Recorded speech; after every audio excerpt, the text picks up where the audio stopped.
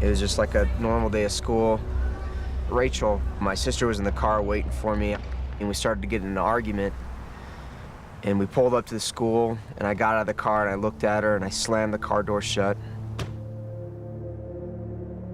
It was a nice spring day. It was April 20th. Lunch was coming up, and I had a test right after lunch, so Rachel asked me if I wanted to come outside and eat with her out on the grass here, and I said, you know, I gotta study, so I'll catch up with you later. And she seemed a little different that day. And you'll hear a lot of stories about that, about her, that she kind of had a sense that she wasn't gonna survive the day.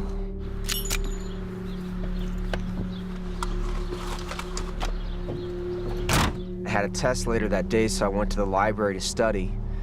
And I was with a buddy, Matt, and we heard these poppy noises coming from outside.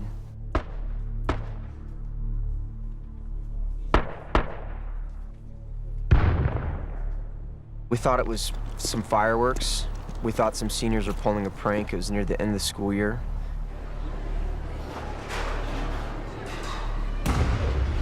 We heard a couple of explosions, like really loud explosions, and a couple of popping sounds. Dave Sanders, at the time, was a teacher and coach, ran into the cafeteria, and he yelled at everyone. He said, someone has a gun outside. Everyone get under your tables. Get down! The shooters came into the library. It was the first place that they came into. And once they entered, I knew it wasn't a joke. Listen up, everyone. They were immediately shooting off their guns. So there's a hesitation in the crowd, and then all of a sudden the entire cafeteria just starts evacuating. And everyone's sort of pushing chairs and tables and stuff out of the way and scrambling. People are leaving shoes and backpacks behind.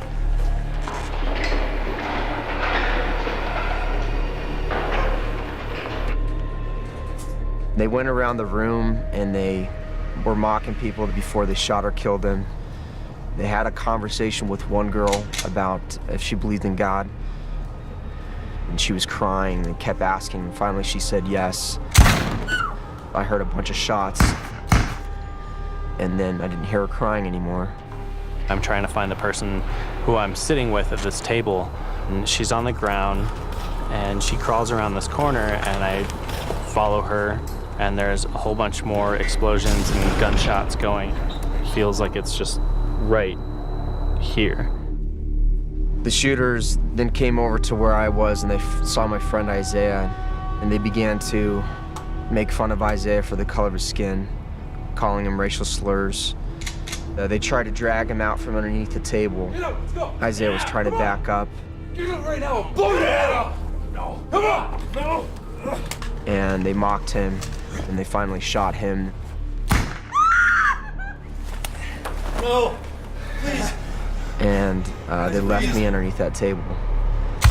And I thought that I was gonna be next. I was feeling so much fear, I thought my heart was gonna stop beating. And the only thing I did know to do was to pray. And I asked God to take away my fear, because it was just too much for me to handle. My ears were ringing so loud from the shotgun blast, I thought they were bleeding.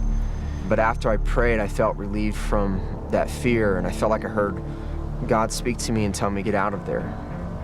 And I still wasn't sure if they were in the room, but I listened to that voice, and I was the first student to stand up. Everyone, get out!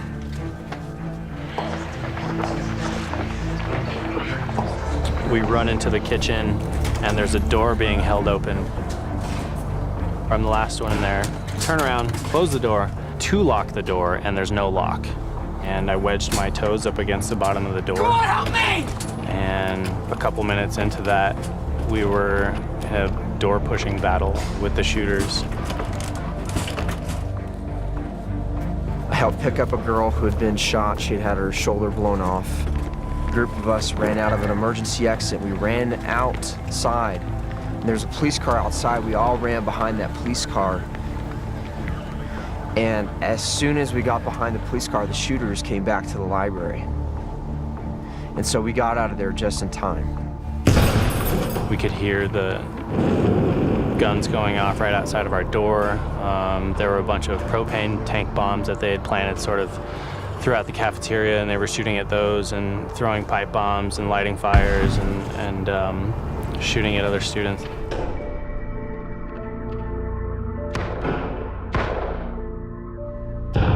They end up running the school for, I think it's 42 minutes. That's a long time to hear gunshots and explosions. Police and SWAT teams had completely surrounded Columbine High School. That's when the shooters decided to take their own lives.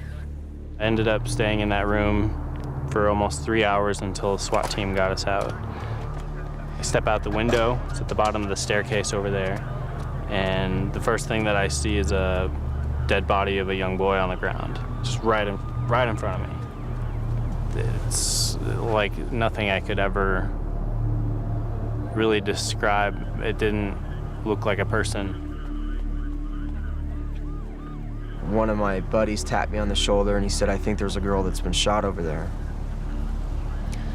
And I looked out from behind the car and I couldn't tell who it was, but I would later learn that it was Rachel. Craig's sister and Sam's friend, Rachel Scott, was the first person killed at Columbine. Rachel had been killed right outside the school library. Richard Castaldo was with her. He's now paralyzed for life. And Richard said that Eric picked her up by the hair and asked her if she still believed in God, and she said, "You know I do." You know I do. He said, "Well, go be with him." And she took her last shot.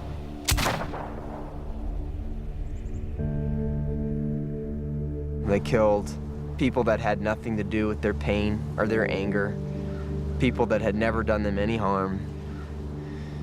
These were great people. These were kind people. 12 students and 1 teacher were senselessly murdered that afternoon.